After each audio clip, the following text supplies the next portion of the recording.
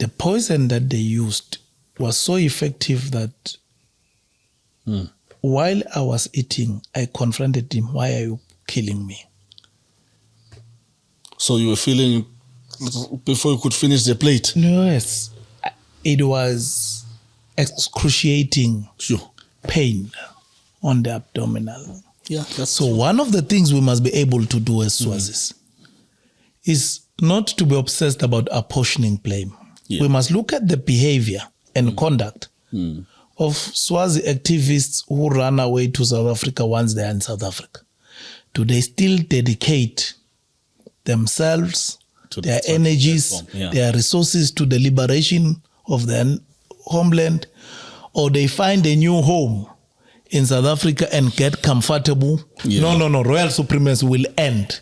And the monarch would have, if the people decides to retain it, it will have a budget that will be passed by parliament. If it decides to exceed that budget by collecting wives like he's collecting trophies, he will have to find a job and work and supplement whatever that will be a shortfall. But we are not going to have a man who's just going to be buying expensive cars every other second week and building palaces and collecting concubines and expect us as the taxpayers to finance it. That will not happen. So that will end. We expected South Africa at least to say to Swaziland, we are not going to undermine the territorial integrity of South Africa.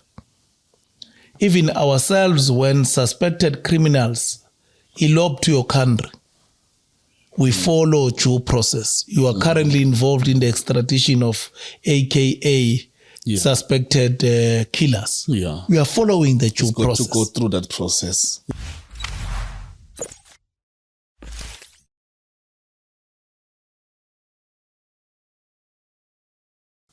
You spoke about SADC. SADC was expected to facilitate a dialogue between the king and the pro-democracy formations, which I think didn't happen. It really didn't happen. He called the Sibaya and there was basically nothing there. I'm not sure whether that 2021 issue, the intervention of SADC, did they intervene impactfully? Did their intervention have any impact? Were you satisfied with their intervention at that time? I've mentioned that's this one issue of the dialogue which didn't happen, which basically is the failure of the SADC intervention. I don't know. What do you think were they decisive, the SADC? No, they were not. One of the sad occurrences in the course of our uprising was that South Africa began to witness similar incidences, particularly in KwaZulu-Natal and Gauteng. Those developments had a huge impact because it meant that South Africa had to shift to her domestic challenges. I will share with you, one of the things that traumatized me. When the uprising happened, Botswana was the chair of the Troika, the SADC organ on Troika. And the first delegation that came to Swaziland was led by the Foreign Affairs Minister of Botswana. I remember him vividly, a very tall chap who showed no interest. I don't even want to mention empathy to what had befallen Swazis. While on their first visit, immediately after this thing, we had to forced our way into their meeting. They were meeting at the Royal Villas, having interviews with people that the state and organizations that the state had forwarded to them to say, these are civil society organizations. Remember, the state at the time was running with the narrative that this thing was externally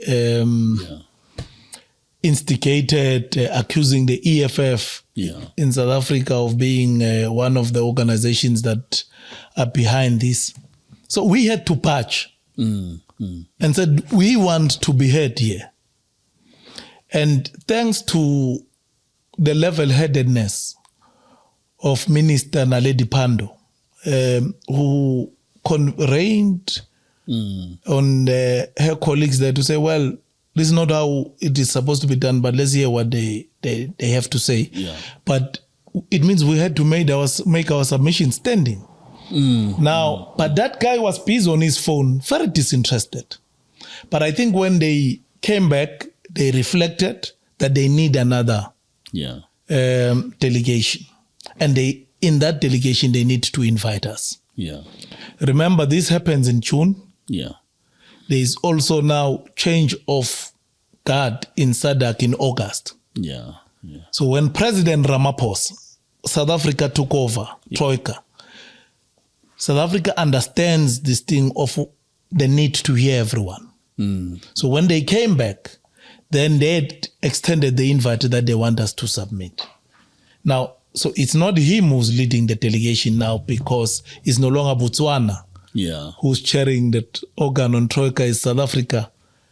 And for the first time, we were given, of course, we still felt it was not adequate time because, as you say, there was now a proliferation of political parties. So it will mean that if you are 10, if they decide to allocate you 15 minutes each, it's 15 minutes times 10. Enough, and you can't really say, no, we are old, give us 30 minutes. They've got to be fair.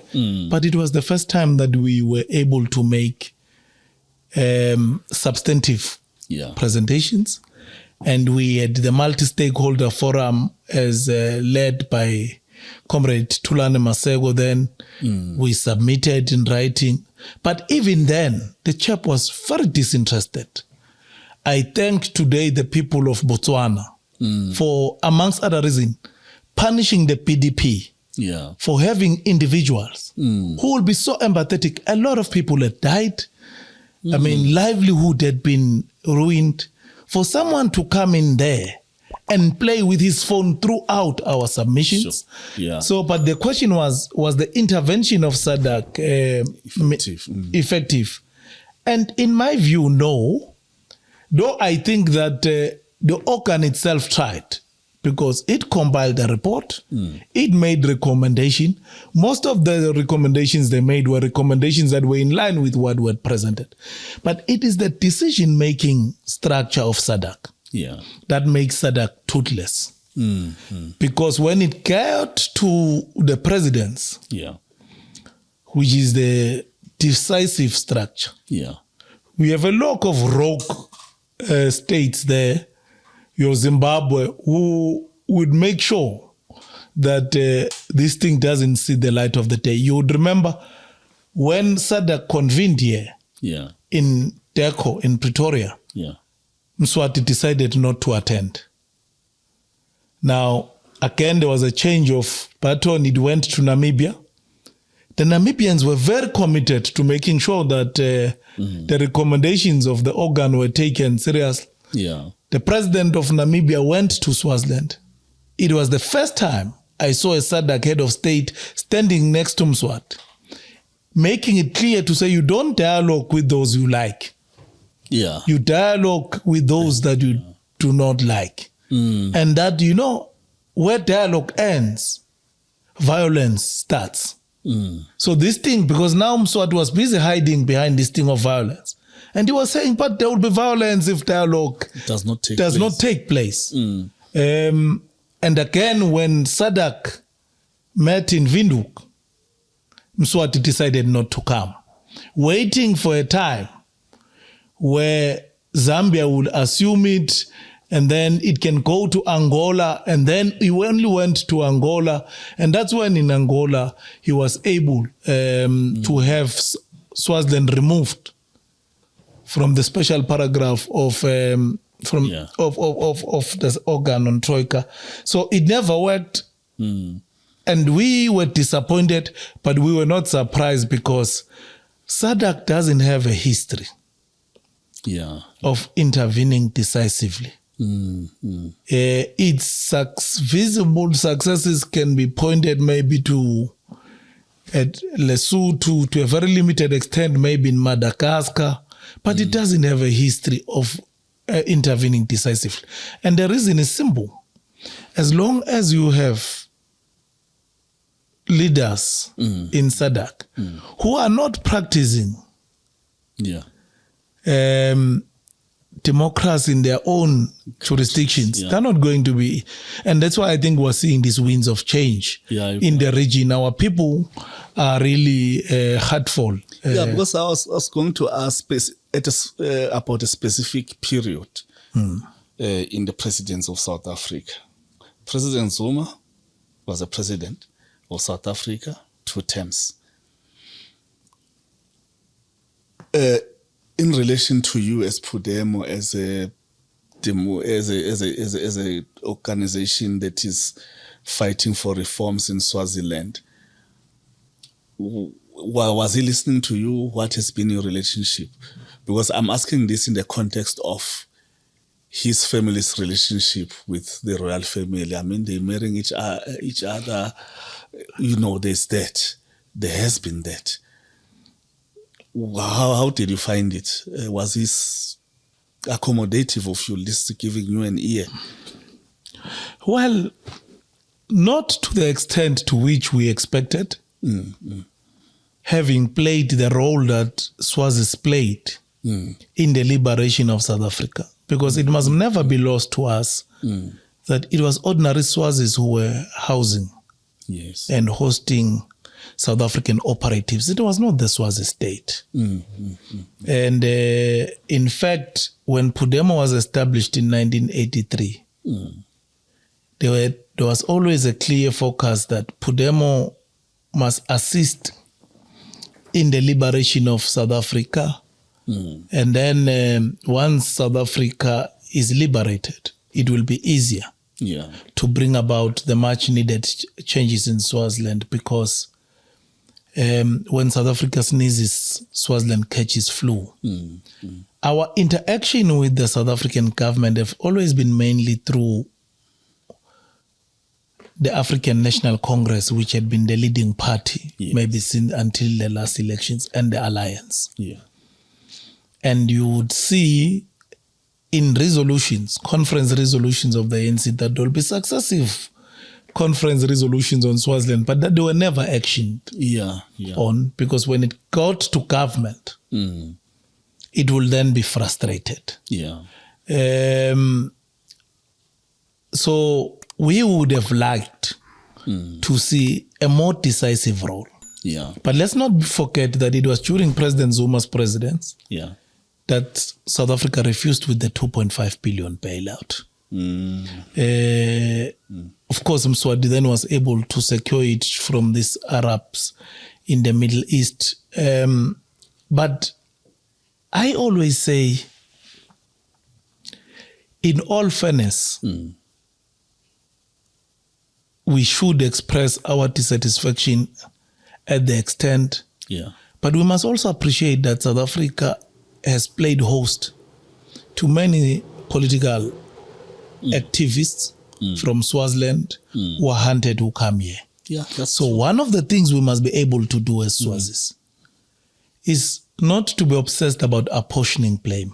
We must look at the behavior and conduct of Swazi activists who run away to South Africa once they are in South Africa.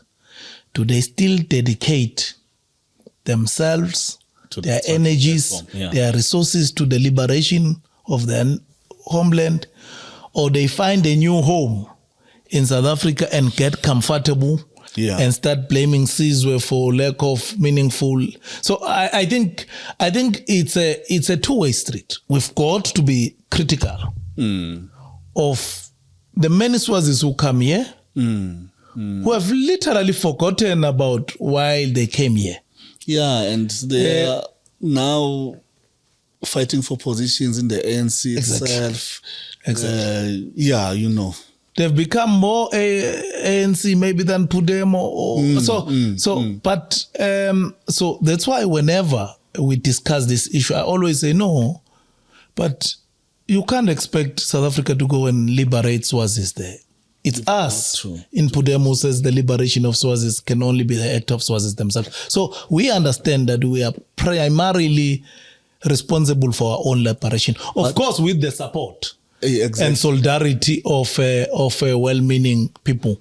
But South Africa can do more. Yeah, I was coming to that to say, for example, South Africa's liberation, anti-apartheid struggle, it was supported by many countries. Sanctions were imposed, all those kinds of things. So are you not expecting countries that are sympathetic with you maybe to take drastic measures like that? We do. But I always say one of the things as an activist, an activist must do is to read. Because through reading, we are able to decipher what is factual and what is a runaway myth that is assumed some status of truth. Very important. And I urge our activists to read books about Oliver Tambo, the Lusaka years of the ANC. You get to learn how many years at times it will take for President Oliver Tambo to have a meeting with Kaunda, notwithstanding that the ANC was in Zambia. To really appreciate that this much hyped about solidarity, as if really Zambians place their lives at standstill to give outright solidarity. It's not, and that's why you then tend to appreciate, to say, for me, Sizwe, the People's Eye podcast that we're having is solidarity to the struggle of the people of Swaziland. So at times we need to understand that solidarity will not necessarily be what you want. The countries such as Cuba, who would go and send soldiers to defend Angola, to demand for the liberation of Namibia, and that engagement must take place in Pretoria, no more. The Sweden of yesteryears that will give significant financial support to the liberation movement may not be the Sweden of today. So we do expect South Africa to do more. Particularly, I always say this to the ANC, and we're happy that we're beginning to re-engage robustly with the ANC. Because we're being accused of being gravitating towards the EFF and whatever. And we always said, the EFF always ensures that it has activities. It invites us because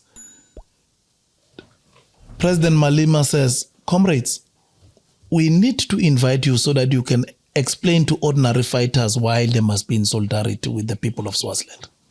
Because it wouldn't help for me as Julius and my leadership to be in solidarity if ordinary fighters are indifferent to your struggle.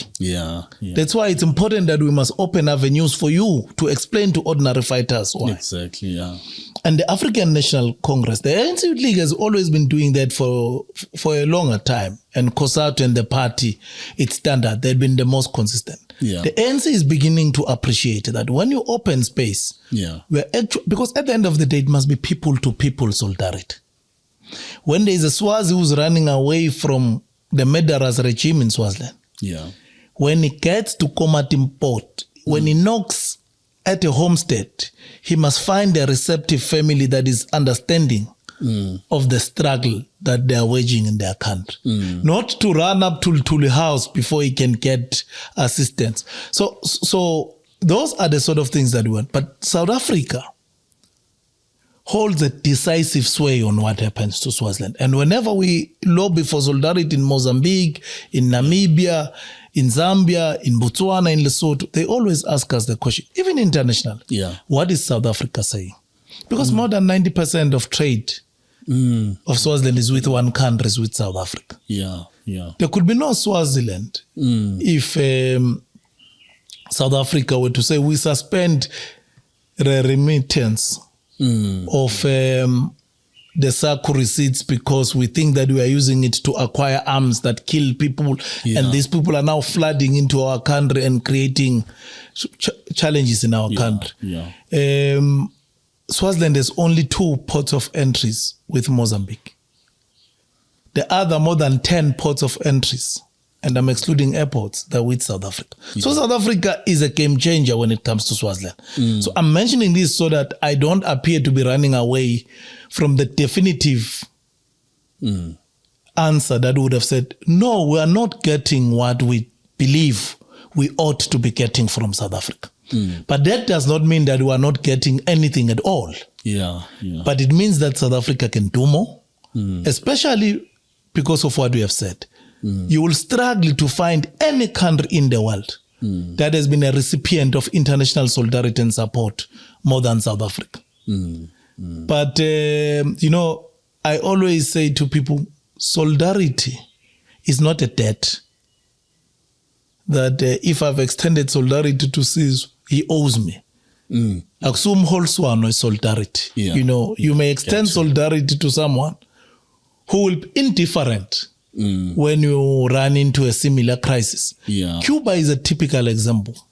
That notwithstanding the decisive solidarity that is extended to many countries who are free today in the world, they give very little to Cuba. In fact, once they are free, instead of saying we are preserving this economic sector to the Cubans and Cuban investment as our way of appreciating our gratitude, they are very happy to give it to those who were financing their own operation in the first place.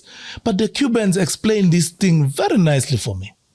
They always say, Makhanya, you must always understand that solidarity is about giving what you do not have. It is not giving extra. And whenever you extend solidarity, never see it as an assistance to Sizwe, but see it as you paying your debt to humanity. So you are not just giving it to the recipient. You're just paying your debt to humanity. And that is how the Cubans understand solidarity. No, they are still giving us other countries scarce skills. Although they benefit, but they still in it. They have not given up. And it's very deep that they are giving solidarity to humanity. It's a very deep way of looking at it. Yeah, okay. Very interesting. Let's move on. You spoke about Thulani Maseko, human rights lawyer, brutally killed. And many people have been killed before. But since 2021, I think the killings heightened. I don't know, do we have a figure how many people have been killed since, including the time of the insurrection in 2021 up to today? Because even after the insurrection, I've been hearing that people were being shot from helicopters. There have been those reports, they've been raided in their homes. It's been chaos. One of the things that one is still trying to heal from is the massacre of June 2021 and the subsequent killings. In June 2021 alone, we placed the number to over 100 people, and I explain why. Because those that we gathered their names were just 70, I think we're at 74. But we know that a number of people perished, especially the Swaziland Boaris who were thrown into fire. And these were testimonies of people who were there. I happened, and I'm saying this with the greatest of humility, I happen to have been at the coal face of it. So if there is no political leader in Swaziland who has met and interacted with victims more than I have. Some of them who pleaded with me that I must never expose their identities. Who narrated what happened. People who were made to eat their own feces. The story of this lady who spent 2 years in hospital at Pitritif because she was thrown into fire at Boxer and Nhlangano. Who recently recovered. She was celebrating her birthday for the first time at home on July 14. People who said, I can still not account for my brother, but I know he was living in Matsapa. One of the things that I realized about us as a race during the massacre was that I don't think we love each other. You know, I think for black people, it is normal that they will say, Mlungisi, we don't know where he is. He went to Matsapa, or maybe in your case, he went to Johannesburg. And also he never returned. No effort to go and look for him. I mean, we are a small country.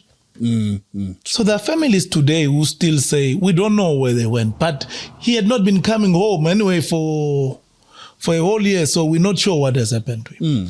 But there was also, all of a sudden, after June 2021, and a relative of mine who was running that undertaker got a contract to go and bury 59 paupers.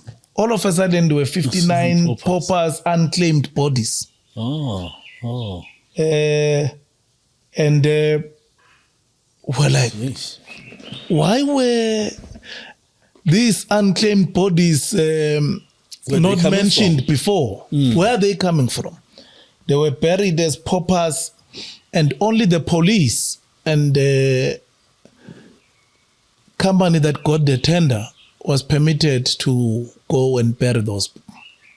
I have no doubt in my mind that those people are part of the people who were massacred in June 2021. I mean, 59 is a huge number. 59 is a huge number. For a small country. So if you look at the disappearances, you look at those who are buried by papas, you look at those who died, you have no doubt that a lot of people died. But also there's one thing that happened during that period. Because there was a state of emergency. And a curfew. So families were burying without relatives and in hushed tones. They never got to, and because also they understood that if we make these things public, they will attract state law enforcement focus on our families. I remember we were burying one gentleman in Hosea who had died during the massacre. As we were proceeding from home to the burial site. A friend of his who had spoken at the homestead before we get out get knocked by a police twin cab GD6 that was driven by soldiers. You can imagine, here is the proceedings, we are marching, we are carrying the coffin. And then they come speeding and they target this guy, they knocked him down. I'm not making up these stories. Fortunately, he didn't die. So when we went to the families to see how can we assist you with burial, some of them simply said, would really love to receive assistance from you. But we're afraid, Makhanya. We don't want this. Some of these people were children of soldiers, of police officers, who people will say, look, I will lose employment if you guys come here. So a lot of people died, but also there were a number of unnecessary deaths that then happened after. I mean, I remember there was a police officer who shot 2 guys, Skupu and Impostoli, and they were seated in a shebeen. So we've just had a massacre, and the police officer is off duty. He's called 20. So they are busy chatting there, seated guys alone, and these guys are expressing how they despise the king for having killed Swazi the way he killed them. The police officer went to the police station to go and fetch a weapon and come and shot Mpostole and Skupu dead just for expressing their dislike for the king. He was never arrested. The king said he must be released. He's still roaming the streets. He's still in the force. There is Gunene, who was killed for driving after curfew. There were 3 people who were killed there in Malinza. So there's been many deaths. But you had asked particularly about the one of Thulani Maseko. And that death will always torment me because Thulani dies for standing up for a dignified burial for one of the comrades who had been shot from a helicopter, who was suspected of being a member of the Solidarity Forces. So Thulani argues, we are not going to punish a cop. This is a cop. The person is dead. If you suspect him of having been involved, that's why he would have been taken through due process. The state has descended on the teachers' union that had donated a coffin for his burial. Thulani stood up for a principle. So he calls a press conference together with the late president of EFF, Swazi Nombulelo, our national organizing secretary. So there were 3 at Snat Center. And he spoke about the need for us to refuse that the dignity of the death must be treated the way these ones were treating Mlando Khumalo. Now, the king, when he disperses his regiments, he makes that clarion call, and that very same evening, Thulani is assassinated. You know, this is for the Thulani Foundation at the right time, that they will share with the rest of the world the brutality that accompanied Thulani's assassination. All I can say is that it was the sort of images that you look once and never want to look again, and even regret why you looked. But also having buried victims of the massacre, looking at how disfigured the bodies were, and there were bullets, the ammunitions they were using, which are not allowed to be used according to the UN when we are dealing with civilians, because those ones that when they come into contact with the flesh, they explode.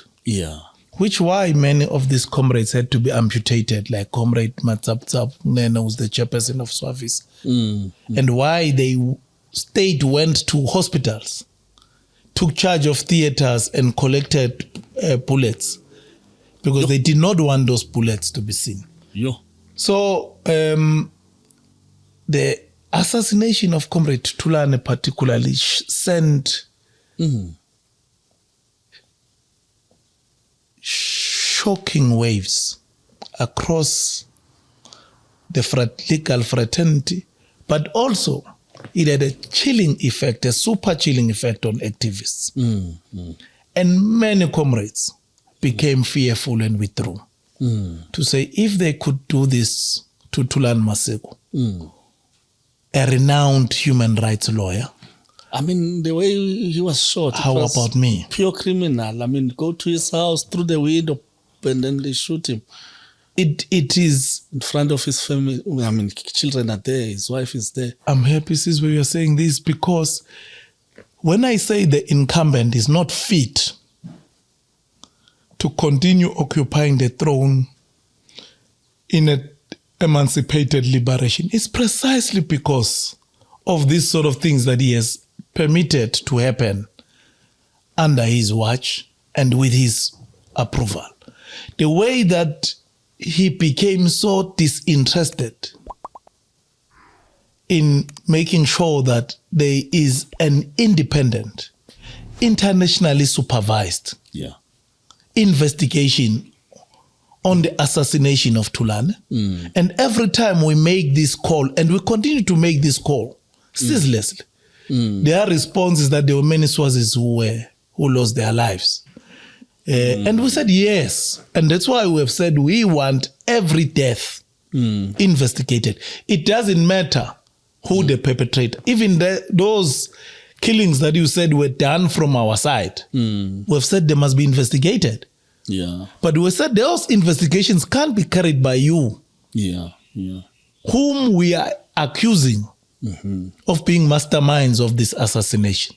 The same way are we demanding that we ourselves must carry those investigations. It must be independent, internationally supervised, transparent, where those who are willing can go and observe so that they satisfy themselves that indeed, including, by the way, the killing of Umlandu. Because we can't be told by them that Umlandu had shot a regiment. We do not know. We do not know. Yeah. But that's what it is. Yeah, very hectic, man. Very hectic. And Thulani Maseko, I think, was very instrumental. Wow, what a loss, because I think he was one person everybody was able to speak to from all these organizations. I think he each had a multi-stakeholder forum of sorts that was going to negotiate on behalf of everybody with the king, if the SADC dialogue did succeed. If I'm correct, you are absolutely correct. You are absolutely correct. Look, for me, who had known Thulani for 30 years in the struggle, I was saying to our Treasurer General just the other day, one of the things that I think the Thulani Foundation must assist to is that we need a documentary about Thulani.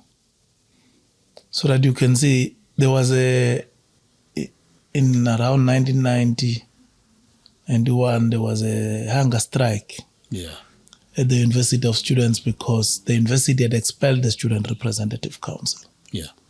So Thulani and his comrades were in the SRC embarked on a hunger strike. I think it lasted, if I'm not mistaken, for 21 days or so. He was so frail, he couldn't stand up.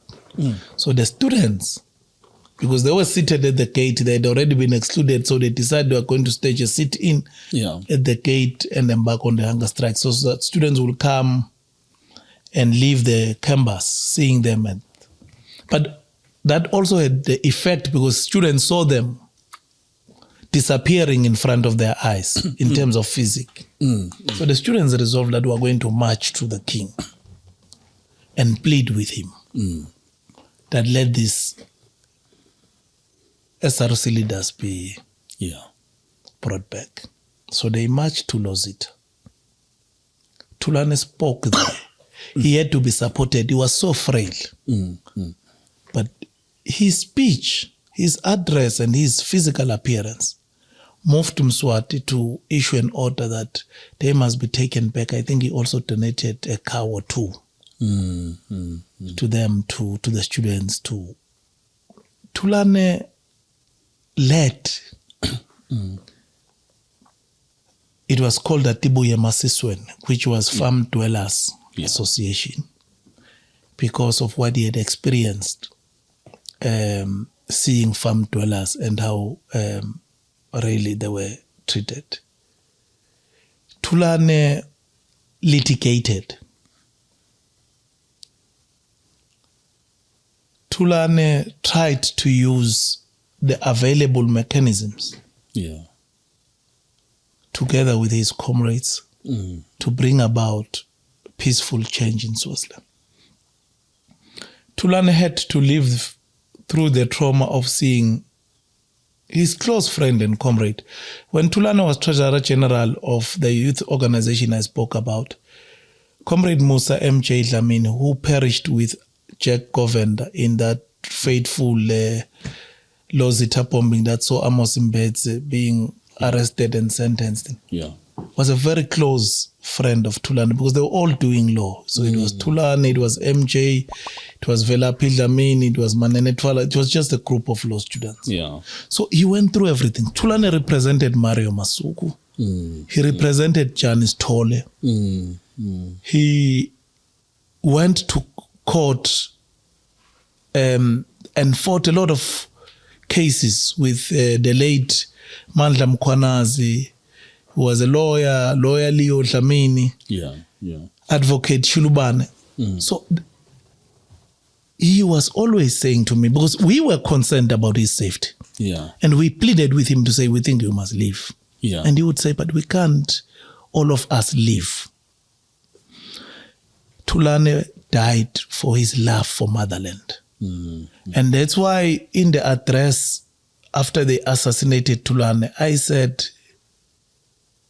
we have killed the only surviving possibility for peaceful engagement, Mswati.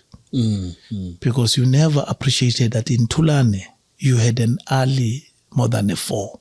Because Thulani was a reasonable man. Thulani was a man of peace. And that's why it was easy for him to become the chairperson of Multi-stakeholder Forum, because he had an ear for everyone. Some of us are less tolerant for nonsense.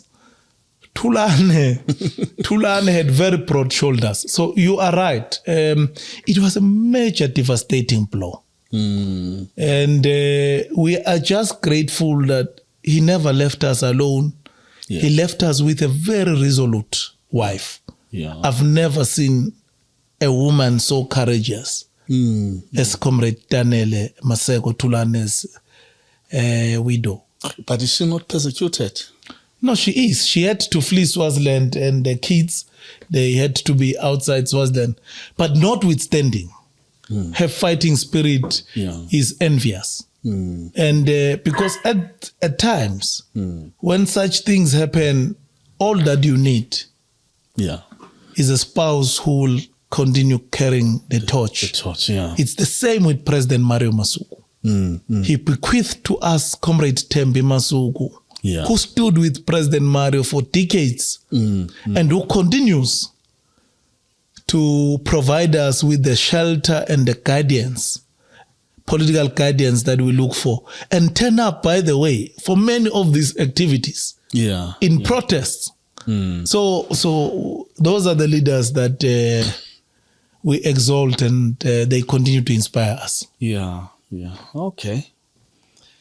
Now, let's move on. As you are here in South Africa as exiles, I'm picking up something. Are you guys infiltrated? I mean, we'll come to your personal case. Recently, we were poisoned. And we had, I think, was it last year or the year before last, there was Thabo Kunene was abducted, sent back to Swaziland allegedly by state security forces. So as you are here waging your struggle, are you infiltrated? Without any iota of doubt, I will say definitely we are. Heavily infiltrated.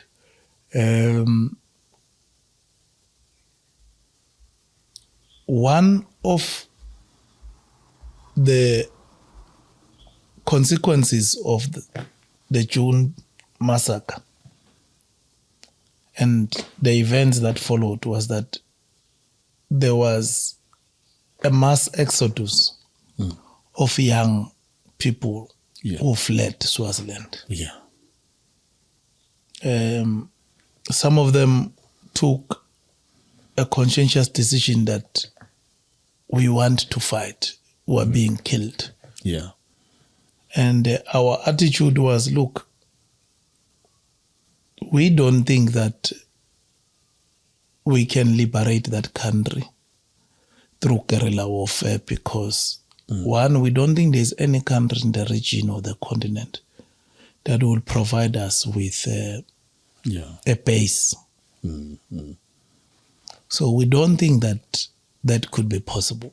But we are a movement that does not prescribe to the person who's carrying the load how loud to scream. But if we were to school you in PUDEMO politics, we have got 3 pillars of our struggle: mass mobilization, underground work that is anchored on ideological work, international work.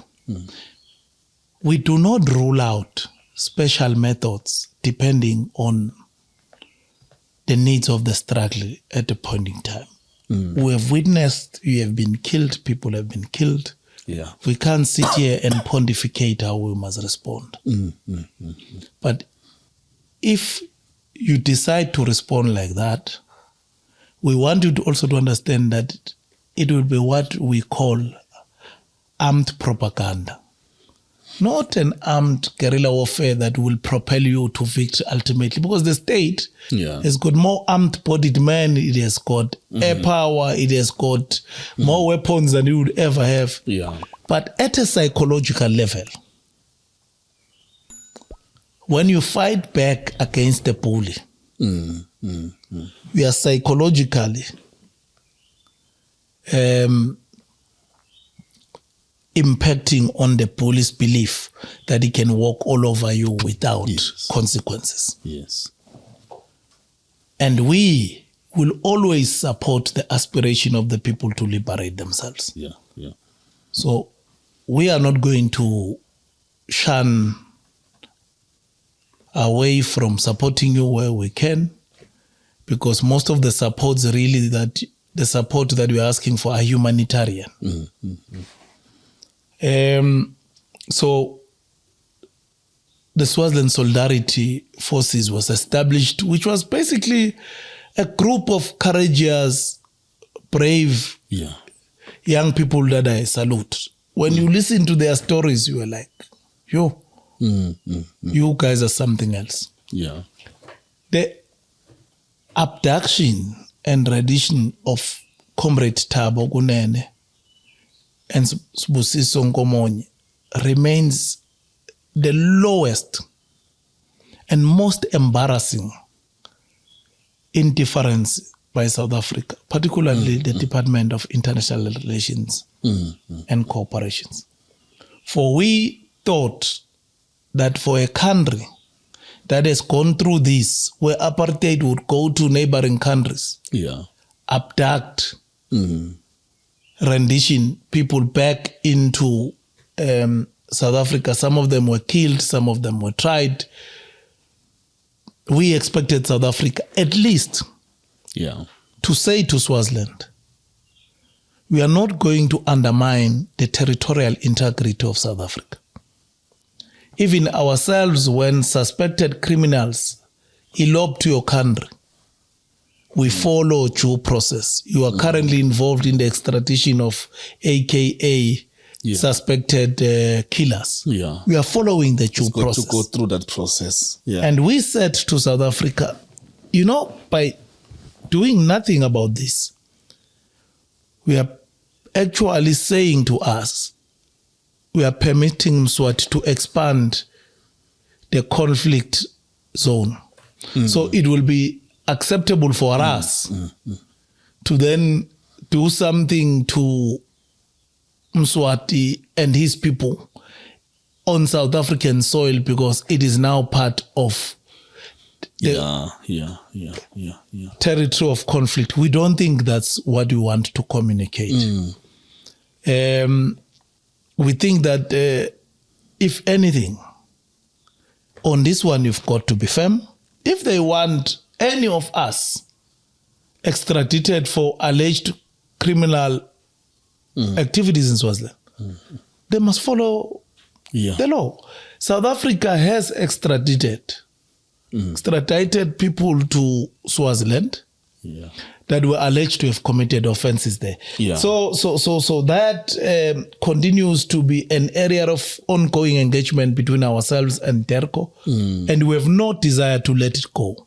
Because it sets a very dangerous precedent. Of course. Because it means that I would be seated at my place and the Swazi authorities could come and they will literally abduct me. And the next thing I wake up in Swaziland and they give a flimsy story that says, well, we found him on the borderline. Yeah, exactly. And from what you've heard or from what you know, how do they come in uniform in official vehicles or what? Because I hear the story that they go to somewhere in ML or they hire cars, they are in civilian clothing, then they come and abduct people. Well, leading, during and after the massacre, Swaziland came to South Africa and leased a lot of vehicles that were bearing foreign registration.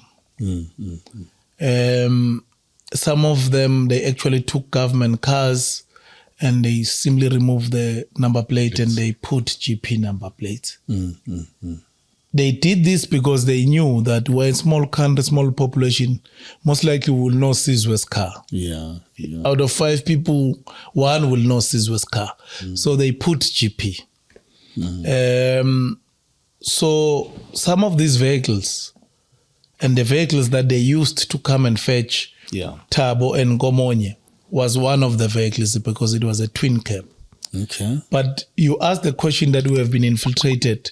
Of course, they were assisted by that traditional healer who lured Thabo and Gomonye to them and then was able to capture them and actually escort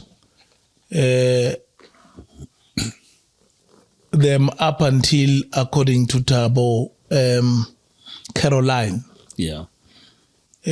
So this infiltration, amongst other things, is because, especially when it comes to political activists, they are very skeptical of coming without a Sizwe here who will say, I'm with Makhanya now.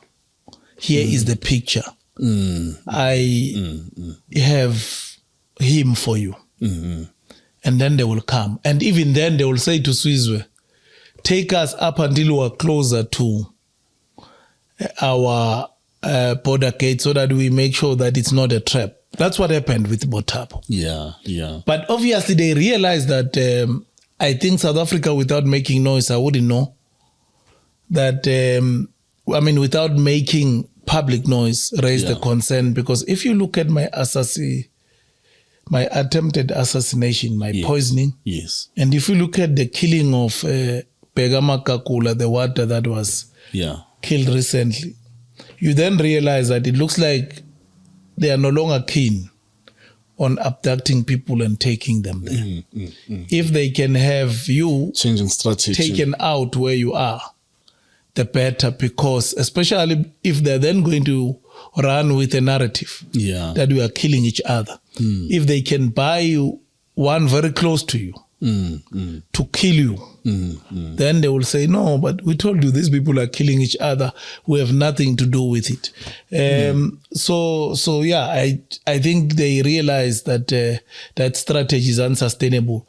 I assume that maybe South Africa did raise whatever concern, but we are actually very firm on this, and we have said to DERCO, we will go to court if needs be. We think that South Africa has a duty.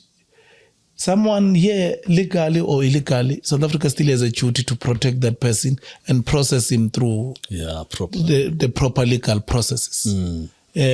So we will see how that one goes. Man. Tell us about your poisoning, if you don't mind. Well, we laugh even when there's a funeral.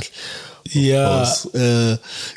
How did it happen? Were you expecting it? I mean, the story I heard was that there was somebody close to you thought was a Swazi, and then that person was used. I don't know. Maybe tell it in your own words.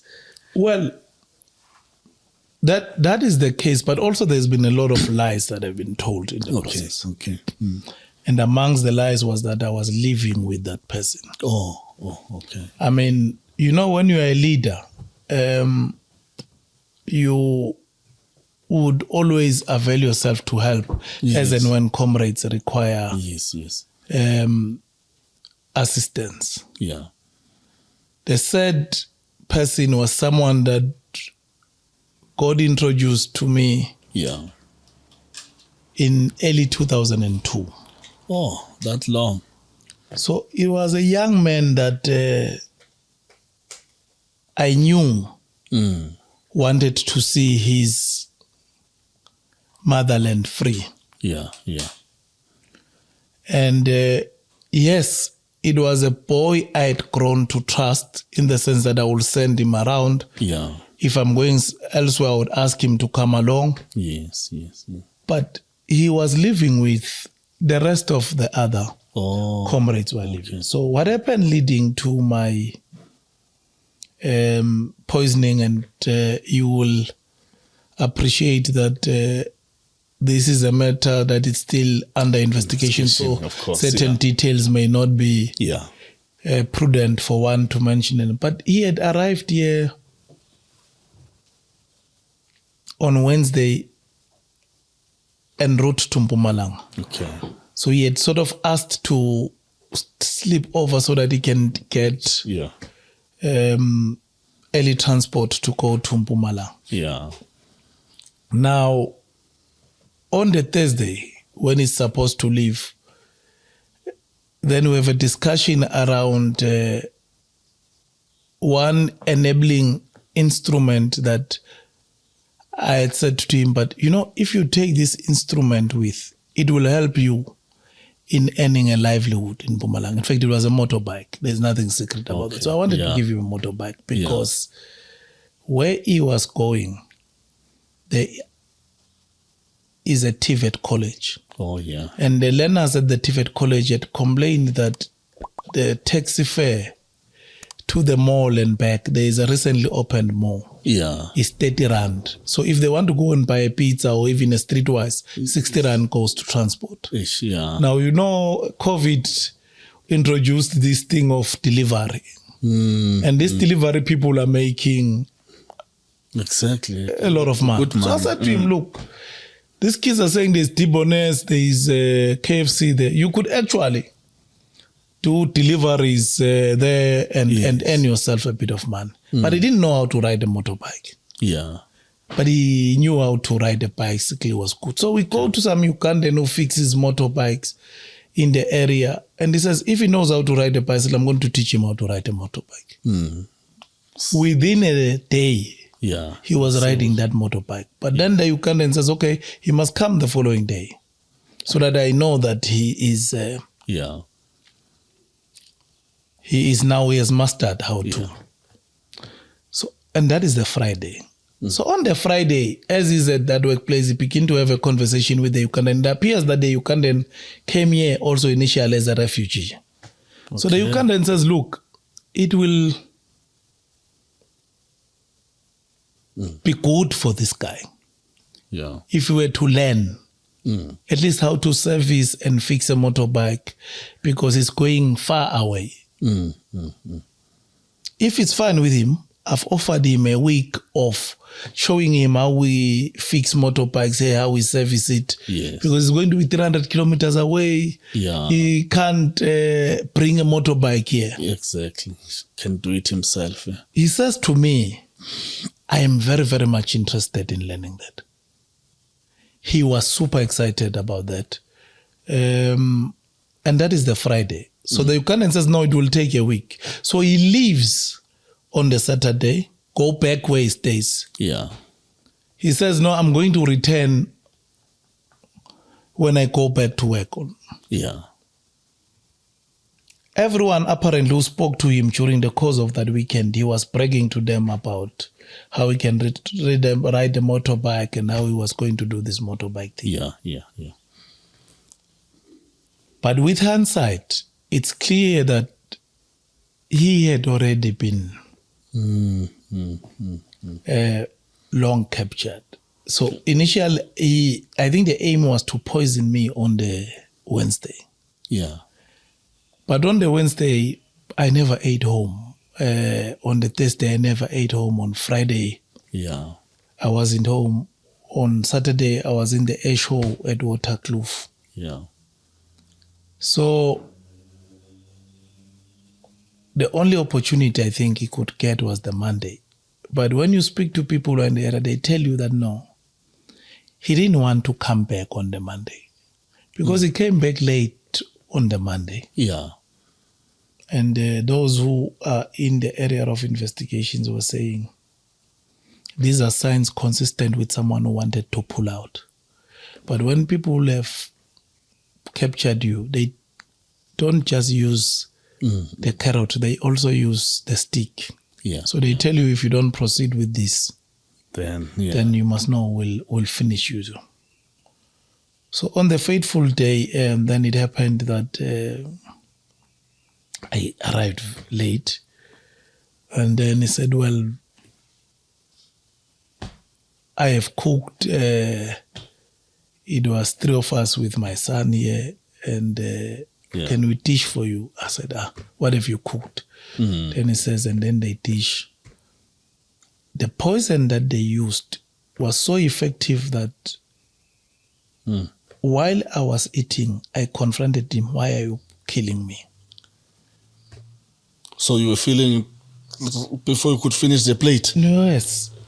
It was excruciating pain on the abdominal.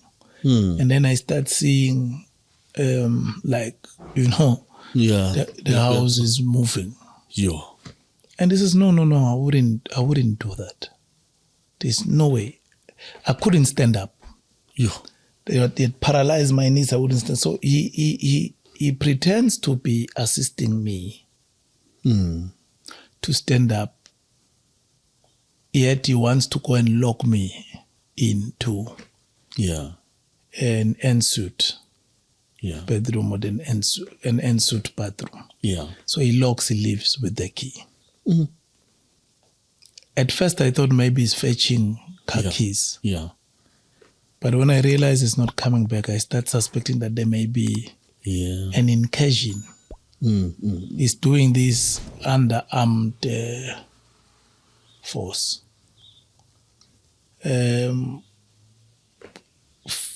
What saved me was that as he was taking me to the car, I phoned a lawyer friend. And I say, I'm being killed. The phone fell because I was so weak. But it didn't drop. It didn't terminate the call. Okay. So the lawyer friend could hear me agonizing when he had locked me in. Because it fell where he left. But the lawyer friend had this in mind, that I am definite that this was not a conscientious call because he doesn't know. I don't know where he lives. He doesn't know where I live. And it was indeed not a conscientious call. It was a call. It was a missed call. So he was the last person to have called me and I missed his call. Okay. So it was a mistaken dial. But I spoke. So he insisted that comrades who are in the area where I live or the city must come check me. So because I had mentioned to some that there's this boy who's here, who's on his way to Mpumalanga, so they called him. And he said to them, no, he's in the bedroom, he's sleeping. So they retained a response that no, he says, everything's fine, man, there's no hostage. This man is saying the man is in the bedroom. The lawyer insisted, I'm not mad, I know what I've heard. But he told them that it is hostage, making them to be fearful to come here. So what then happened was, this was around 8:15. I got rescued around midnight. Sure. So the guys had to come, ask for backup, jump over the perimeters, call police, call armed response security, break the door because he had locked, and find me. And my son, who was around but at his cottage, completely oblivious to what is happening. Completely oblivious, Because so he sees people at midnight. It's like, what's happening? So when you're eating, it didn't join you on the table? They ate earlier. So when you eating so alone. I arrived late, so I was eating alone. Okay. So they ate earlier. And he was completely shocked. So it turns out this boy played guard to me from that time until around 11. But this lawyer, in between phoning people, continued to phone my phones, which is why he left with my phones. I think also the insistent ringing of my phones was saying to him clearly, help, he's coming. So he left apparently around 11 or so. No one saw why he left. But because of the audios that then he had with other people, assuring them that I am dead. When he left me, I was blue, and I couldn't say, there is no doubt in his mind that I will not survive. Because these ones are saying to him, but it is said the man is alive, Mos. He says, no way. No way. For 2 hours, I played guard. So apparently, according to him, I don't know how it's true, he would come in and out to check on me. So what the poison was doing, because it goes to your lungs and paralyzed. So I remember gasping for air within 10 minutes. I black out. Only to waking up when they were rescuing you at midnight. And according to the doctors, that became the lifesaver, because when you are not awake, your breathing levels and demands are subdued than when you are awake. So you are not straining your lungs. Okay. So you're giving sort of your lungs to rest a bit. So I get rushed to hospital. They are worried about the time that the poison has had in the body. Strangely, I was awake. They took me to X-ray. And then I started vomiting badly there, which is what they were happy, because they said, then we are taking out the poison. But I was twitching quite badly, like someone when it's being electrocuted. And they were worried because poison attacks nerves. The rest is history. I was in a coma for about 5 days. But what became decisive in saving my life was the insistent, and I remain grateful to the South African state and the ANC in particular, because they realized that no, this private hospital, this person must be moved to a tertiary academic hospital. Steve Biko. Where we have professors, we've got all the equipments that, because the private hospital was beginning to say they don't have the skills. And it was now 24, which was a holiday. So I went to Steve Biko, and the feedback I had given to the South African leadership was that you must preserve these public facilities. Believe you me, they work. You must capacitate them. But the ones that have the capacity, the skills and the equipments, they work. Steve Biko is one of the best hospitals you can find in the world. It has the equipment, but it's a tertiary hospital. It's not accessible to everyone. So basically that is what saved my life.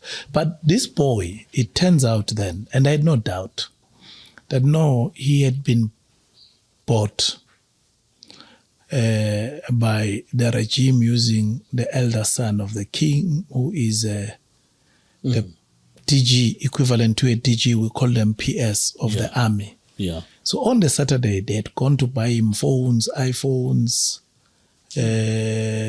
clothing, and I would suspect that is where they also gave him the poison. But how I was saved can only be a miracle, because those who saw me throughout never gave me any chance. I think that's why then there was the rumor that I had died. So it was a combination of a lot of things. I always say, through that lawyer I called, God sent me a vessel. And then through the many people who risked their lives to come here and rescue me, I regard them as the boats. That he sent multiple boats to come and save me. And the vessel of mercy that ultimately saved my life. But I know these things have happened in previous territories to people who are involved in the struggle. And I know that not everyone who came and joined, especially here in exile, has joined with clean motives. It has happened to all liberation movements that the state will send sleepers. And when they send sleepers, they tell them, buy your time. I could say I've known this person for 2 years. It's nothing. They'll tell him that no, you must win his confidence to a point where he can allow you to his safe space. He can eat your food, he can drink your water. Only then you will strike. So the invisible scar of what you go through is that it sort of erases your faith and trust on people. So it becomes so distrustful. And that's not how you want to live your life. You know? Exactly. You now just tell yourself, no. Or I trust myself and myself only. Everything else. I can imagine. It's a bit difficult. But you're suspecting everybody. You're suspicious of everyone now, and the water you drink, you must buy it yourself. At least you know there at Spa, there's no way they can put water for they will never know you're going to pick that bottle. Water, you take it and then you put it the other side, you take yours. But I thank God I'm alive. Do you have a way of fighting this? Because, I mean, you're still in the struggle. Obviously, they will still send more people, or they will turn more people to work for them. I have, at the insistence of the organization, yes, we have beefed up security quite significantly. But I always say to comrades that having gone through what I went through, witnessing victims of the massacre, comrades who had been killed earlier, how Comrade Thulani were killed, I can never elevate my danger above everyone else. We are fighting a very murderous regime that has had an occasion where it almost lost power. Almost. So this saying that says, if you aim for the crown, make sure you do not miss, because what follows a botched coup is assassination, is exactly the stage that we're in. Mswati is so paranoid. I mean, what sort of a state leader will go to another country and literally inspect bullets? Small bullets. Inspect small bullets in Uganda. You can see everywhere he has gone. He will not go back without being taken for some military equipment, software and hardware show. So you can see this man, what is uppermost in his mind is to get instruments to kill. That's where we are. Hey, it's really tough. It's really tough. Just to conclude, one last question. Swaziland is small. So is Lesotho. I mean, I'll make mention of these two countries and the levels of poverty. Okay, in spite of the fact that the royal family seems to be helping itself so much on the resources of the country and forget about the ordinary people. Do you think Swaziland is a sustainable country economically? It can sustain itself, its population, with what it has got? I'm going to answer this question in two ways. Yeah. Yes. I think with what it has, it can sustain itself. And actual fact, it can provide a far higher standard of living than a number of neighboring countries. Yeah. Because let's not forget that Swaziland attained lower middle income status in the 70s. Okay. So we, small population, arable land, good rainfalls, a population that is relatively homogeneous. Yeah. Because it's very easy to marshal a homogeneous populace. But if you ask me, is it viable? And I will say no. Because these small countries who can't even produce a box of matches for themselves are not viable. You know, the fact that you could have the state of Monaco as a very good state doesn't mean that it can survive without bigger. I mean, the Vatican can't survive outside Italy. It's not purely a country. For sure. So Swaziland outside South Africa. I mean, if South Africa were to close borders for 3 days, we will not have milk. We will not have bread. We will not have adequate eggs. So as a viable, autonomous, independent, sovereign state, I don't think it is. But as an independent country that can run its own affairs and improve the welfare of its people, it can. And that's why I think if we were to go back to the original Freedom Charter, that said the people of the High Commissioner's territories, being Swaziland, Basutoland, and Botswana, shall decide through an independent, free and fair referendum if they want to be part of the Republic, was alive to the reality that these small enclaves on their own can never survive. So that's why the challenge when it comes to viability, I hold a view. It is not a party view, at least not yet. The party has not discussed that. The party is fighting to liberate Swaziland so that Swaziland as an autonomous country can. But personally, I don't think that Swaziland is viable, particularly because these countries that we have made mention of would be easy to integrate and assimilate into South Africa. It's a fact that there are more Swazis, and I'm saying Swazis because their heritage is Swazi.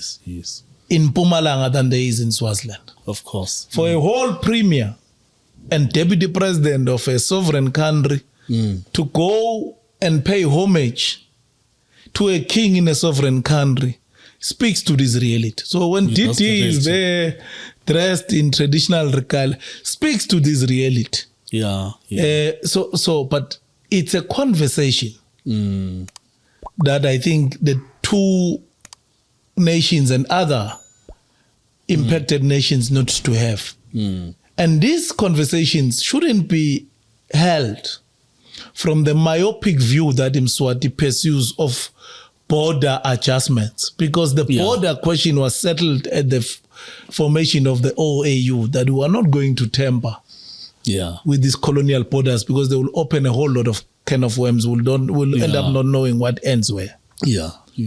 But it could be around integration.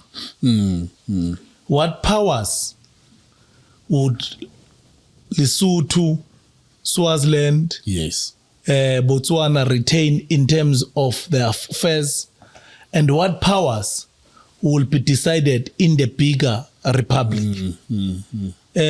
So things such as free movement of people, trade, reside and work are sort of soft things. I mean, already when you have the rand, we're as good as having the Langen in Swaziland. You don't have to change it anyway. You just buy. From Matamo to Lavumisa, the rand is an acceptable currency.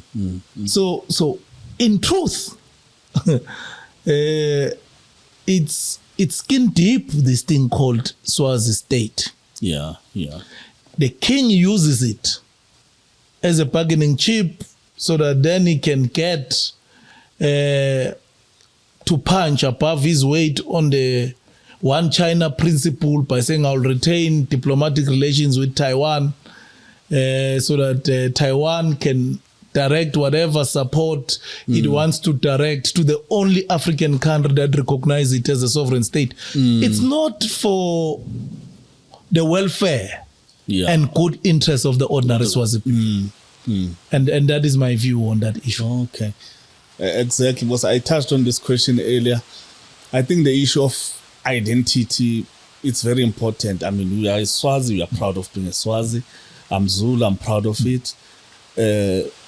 So I also mentioned that I've seen Swaziland, Botswana, Lesotho as the successful black people, because at least they could retain their own countries. You know, Africa was how many countries before the international borders? You've spoken about it. It was maybe 11,000 countries. Can't remember. South Africa itself. If you can just go to the original countries, the original how many countries yes. it will be. So the issue of identity as well is very important. But there could be a way of working around it. I'm just asking out of interest sake.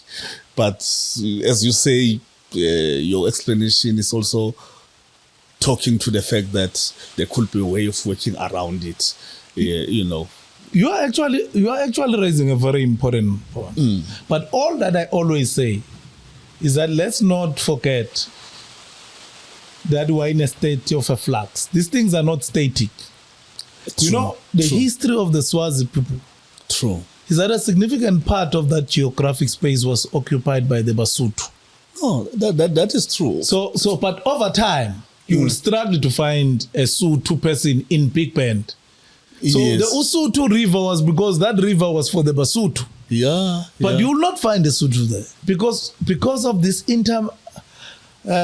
marriages. It transformed. So I think actually the Zulu of Cetshwayo, who's passionate, you'll struggle to find him in 2090. You'll find a completely transformed Zulu. Exactly. And that's why for me, the issue of nation states, we must also adapt it. Identity is very important. I mean, I will fight to death for retaining my identity. But my identity should not be used to enslave me and should not necessarily impact negatively on my development. Exactly. And also important point you are raising, we must accept that things evolve. Yes. I mean, 400 years ago, I mean, Zulu Nation is about 400 years old. You know what I mean? I do. It didn't exist before then. So it may die later on because of various factors, and we evolve as people. Okay. On that note, thanks a lot. We had a fruitful discussion. I was enlightened on many issues as well that I was not aware of. I'm very grateful for making yourself available. I think for you, Aluta continue. Thank you very much, Sizwe, and thank you very much to the People's Eye and its team. I am grateful that you became the first media house that one got to have a conversation with post my traumatic encounter, and to the people of Swatini, as you insist on calling it, do not despair. Freedom is around the corner. Swaziland shall be free. And thank you very much for the opportunity. Thanks. Thank you. I hope